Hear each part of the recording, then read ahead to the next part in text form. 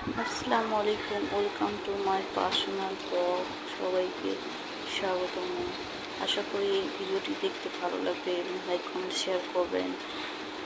আজকে আমি ট্যাংরা মাছ রান্না করব এবং প্রথমে আমি মশলাটাকে কষে নিয়েছি, যা যা উপকরণ লাগে সবগুলোই। তারপর মাছটাকে ছেড়ে দিলাম এবং মাছটাকে আমি কিছুক্ষণ ধরে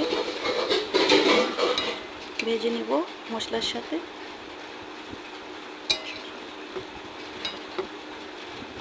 পরিমাপ মতো সব কিছু দিয়ে দিয়েছি। যখন আমার মাছটা ভাজা হয়ে যাবে তারপর আমি পানি ঢেলে দেব।